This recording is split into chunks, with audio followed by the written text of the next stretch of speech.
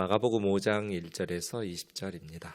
예수께서 바다 건너편 거라사인의 지방에 이르러 배에서 나오심에 곧 더러운 귀신 들린 사람이 무덤 사이에서 나와 예수를 만나니라.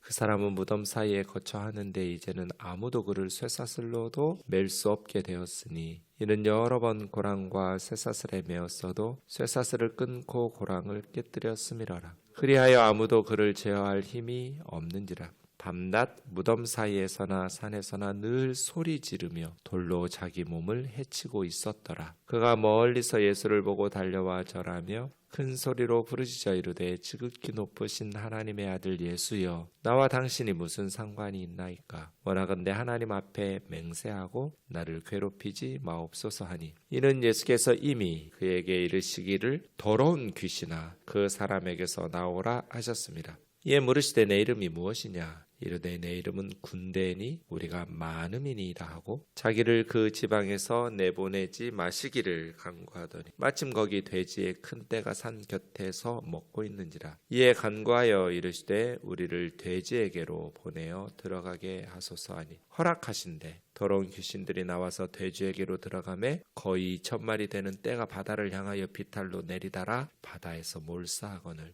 치던 자들이 도망하여 읍내와 여러 마을에 사람들이 어떻게 되었는지를 보러 와서 예수께 이르되 그 귀신 들렸던 자 곧 군대 귀신 집혔던 자가 옷을 입고 정신이 온전하여 앉은 것을 보고 두려워하더라. 이에 귀신 들렸던 자가 당한 것과 돼지의 일을 본 자들이 그들에게 알림해 그들이 예수께 그 지방에서 떠나시기를 간구하더라. 예수께서 배에 오르실 때 귀신 들렸던 사람이 함께 있기를 간구하였으나 허락하지 아니하시고 그에게 이르시되 집으로 돌아가 주께서 내게 어떻게 큰 일을 행하사 너를 불쌍히 여기신 것을 내 가족에게 알리라 하시니 그가 가서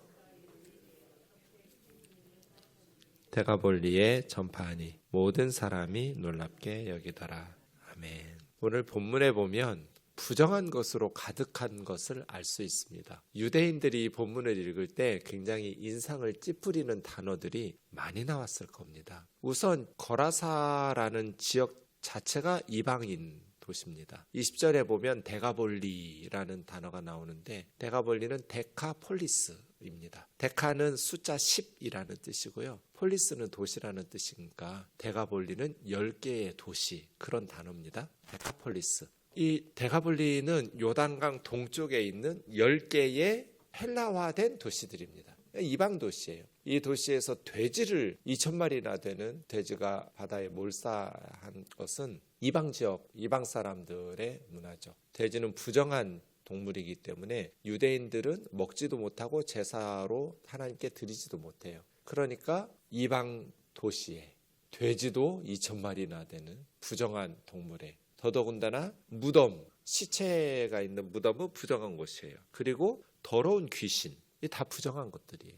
이 부정한 것들로 가득한 예수님의 사역을 한 단어, 한 개념으로 표현하면 하나님의 나라라고 예수님 말씀하셨죠. 공생의 첫 제1성, 예수님께서 공생애를 시작하시면서 첫 번째로 외쳤던 말씀이 때가 찼고 하나님의 나라가 가까웠으니 회개하고 복음을 믿으라, 이거잖아요. 하나님의 나라를 선포하시면서 예수님은 공생의 사역을 시작하셨어요. 공생의 사역의 마무리는 십자가와 부활 이후에 40일 동안의 사역이죠. 그리고 승천하셨으니까요. 부활하신 주님께서 40일 동안 하신 사역을 사도행전 1장 3절에 보면 한마디로 하나님 나라의 일을 말씀하시더라, 이렇게 말씀하셨어요. 그러니까 예수님의 공생의 사역의 첫 번째 외침이 하나님의 나라로 시작해서 마지막 부활하신 주님의 40일간의 사역을 한 문장으로 설명할 때 하나님 나라의 일을 말씀하시고 승천하셨다. 처음과 끝이 하나님의 나라잖아요. 사실 하나님의 나라를 성경학자들은 창세기부터 요한계시록을 연결하는 골든 로드라고 그래요. 황금실. 성경 전체를 꿰을 수 있는 하나의 중요한, 매우 중요한 개념이다. 하나님의 나라이죠. 나라는 세 가지 핵심 요소가 있잖아요. 국민이 있어야 되고, 영토가 있어야 되고, 주권이 있어야 돼요. 하나님의 나라의 국민, 예수 그리스도를 믿는 하나님의 백성이죠. 구약에는 아브라함의 후손, 물론 아브라함의 후손이라고 말할 때 아브라함의 후손은 단순히 혈통적인 아브라함의 후손은 아니죠. 아브라함의 혈통에서 나왔더라도 이스마엘이나 에서와 같이 아브라함이 가지고 있었던 신앙을 버리고 떠나버리면 아무리 혈통적으로는 아브라함의 자손, 심지어 야곱 이스라엘의 쌍둥이 아들이라고 해도 에서와 야곱의 길은 달랐죠.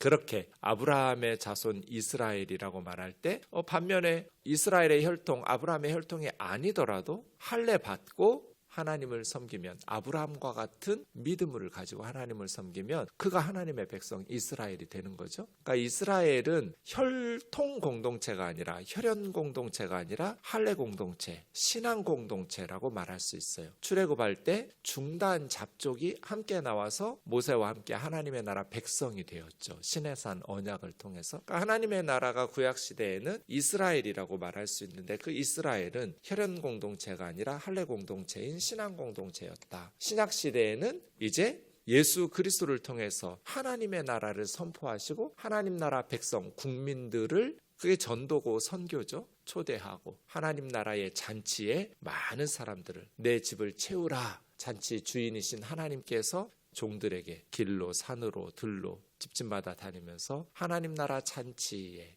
손님들을 초대하는 것, 그 전도하는 것이고 선교하는 것입니다. 국민이 필요하죠. 영토도 필요해요. 구약시대의 영토는 하나님께서 약속하신 적과 꿀이 흐르는 가나안 땅이었죠. 영토가 있어야 나라가 세워질 수 있잖아요. 그래서 모세오경, 지상에 세워지는 하나님의 나라, 이렇게 설명할 수 있습니다. 아브라함, 이삭, 야곱, 요셉, 성경 창세기가 주목하는 게 뭐예요? 씨와 땅이에요. 하나님이 약속하신 후손, 하늘의 별과 같이 바다의 모래와 같이. 왜 아브라함에게 중요한 많은 사건들이 있는데 씨 후손에게 집중해요? 하나님 나라 국민이 돼야 되니까요. 그 다음 왜 땅에 집착해요? 내가 너에게 주기로 약속한 이 땅, 젖과 꿀이 흐르는 가나안 땅, 거기가 하나님 나라가 지상에 세워지는 영토이기 때문이에요. 그렇게 지상에 세워지는 하나님의 나라. 근데 하나님의 나라의 핵심은 뭐예요? 주권이죠. 근데 창세기 1장에서 11장까지 창조 이후의 사건들에 보면 처음에 창세기 1, 2장에는 하나님이 왕이었어요. 하나님의 나라는 하나님의 통치, 하나님의 주권이 시행되는 나라거든요. 바꿔 말하면 하나님이 왕이신 나라예요. 천지창조 이후에는 선악과 따먹기 전까지는 하나님이 왕이었어요. 사람들이 하나님의 말씀에 순종하니까요. 하나님 백성인 거죠. 그런데 선악과를 따먹었다는 건 뭐예요? 하나님을 하나님의 자리에서 쫓아내고 하나님의 왕되심을 거부하고 내가 하나님이 되겠다는 거잖아요. 네 눈이 밝아져서 하나님처럼 될 줄 알고 하나님이 못 따먹게 하신 거야. 이게 사탄의 마지막 메시지잖아요.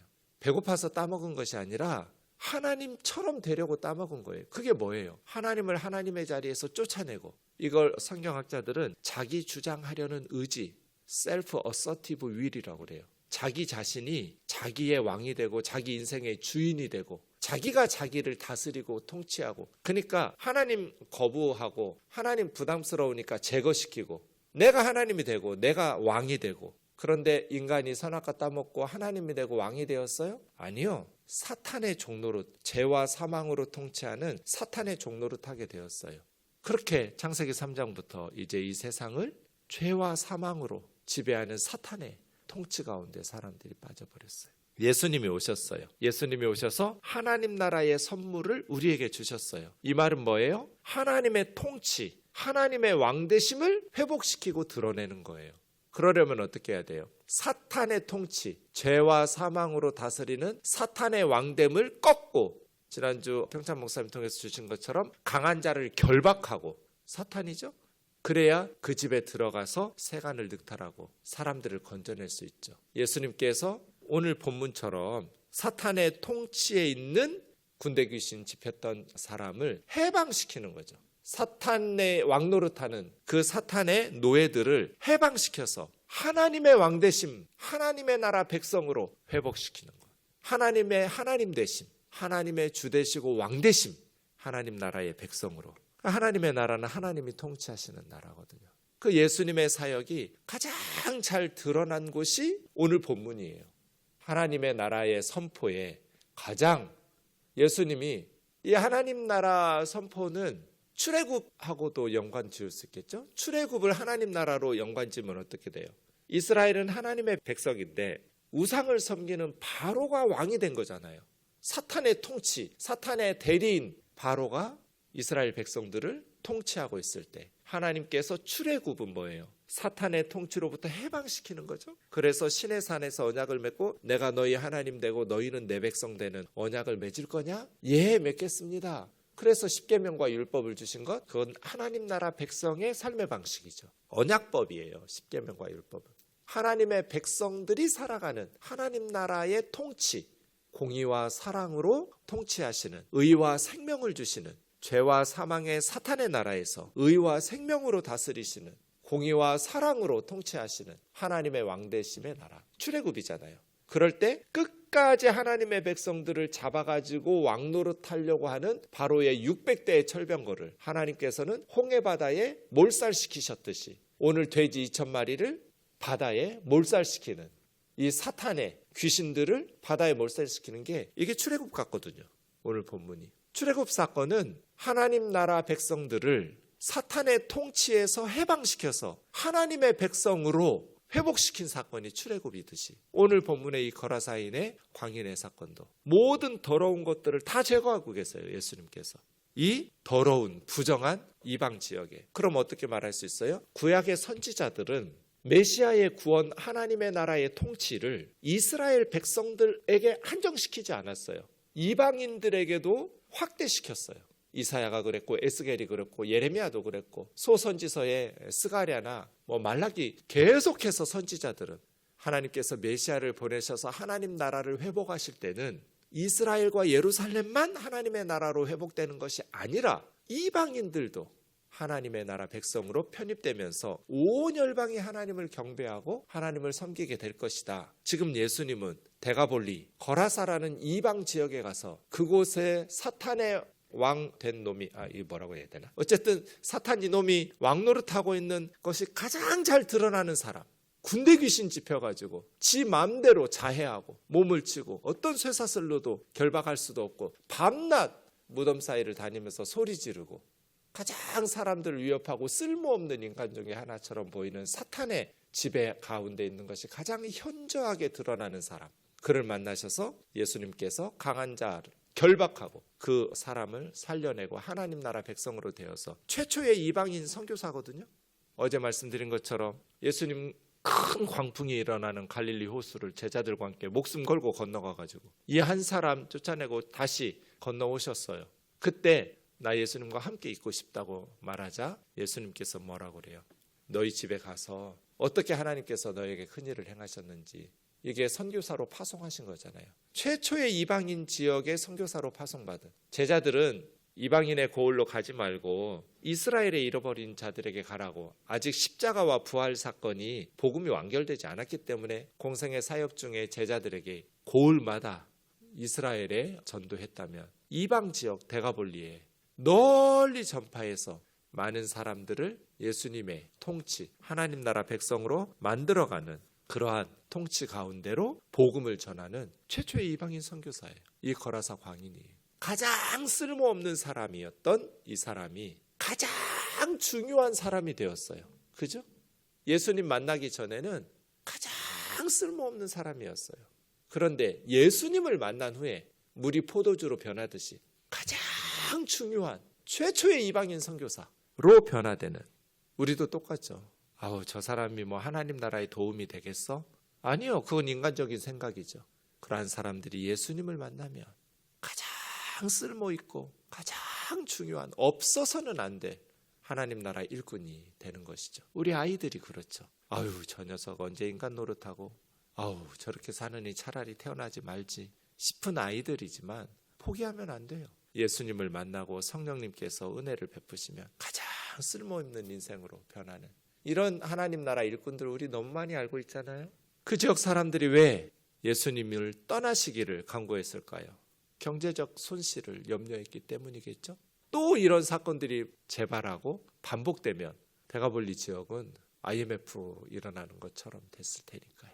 사람들이 왜 하나님 나라 백성이 될 수 있는 이 축복된 기회를 놓치는가? 여러 가지 이유가 있겠지만 세상적인 예수님이 4가지 밭 이야기 하셨잖아요. 하나님의 나라를 선포하시는 말씀의 씨앗들이 뿌려지고 있는데 그 중에 3번째 밭이 가시떨기 나무 밭이죠. 그 사람들은 재물에 대한 유혹, 욕심 때문에 말씀이 이 사람의 온전하게 얌전하게 앉아서 말하는 것을 보았으면서 예수님의 능력을 보았잖아요. 예수님 우리 집으로 오시라고, 우리 마을로 오시라고, 우리 마을에도 귀신 들린 사람이 있고 병든 사람이 있고, 예수님 당신 누구냐고, 하나님께서 당신을 왜 보내셨느냐고 구원을 받을 수 있었던 그들이 경제적 손실이 두려워서 떠나달라고 예수님을 쫓아냈듯이 지금 현대인들도 여러 가지 이유들로 예수 그리스도의 말씀, 하나님 나라의 복음이 열매를 맺지 못하지만 가장 큰 이유는 물질에 대한 욕심, 재물에 대한 유혹, 가시떨기 나무 땅에 떨어진 것이 제일 많지 않을까? 우리나라에서는 물론 이제 돌밭과 같이 그렇게 박해가 있는 지역에 복음의 씨앗이 떨어진 땅들도 많이 있겠죠. 지구상에는 그런 나라들도 많이 있겠지만요. 우리 가운데 주신 예수 그리스도를 통해서 주신 하나님의 나라, 이 하나님의 놀라우신 은혜의 통치가 우리 우면동 교회를 통해서 온 세계 열방에 전파되기를 주의 이름으로 축원합니다. 기도하겠습니다. 존귀하신 하나님 아버지, 예수님을 우리에게 보내셔서 죄와 사망의 그늘 가운데 살아가고 있는 절망적인 우리에게 의와 생명으로 통치하시는 의와 사랑의 왕이신 하나님의 나라 백성으로 살아가게 하심을 감사합니다. 이 복음을 온 열방에 전함으로 하나님의 나라가 오늘 또 힘있게 뻗어나가는 열매의 풍성이 맺어가는 복된 하루가 되게 하여 주옵소서. 우리 우면동 교우들의 가정과 또 삶 속에 하나님의 통치가 순종으로 말미암아 더 풍성히 드러날 수 있도록 인도하여 주옵소서. 예수님의 이름으로 기도하옵나이다. 아멘.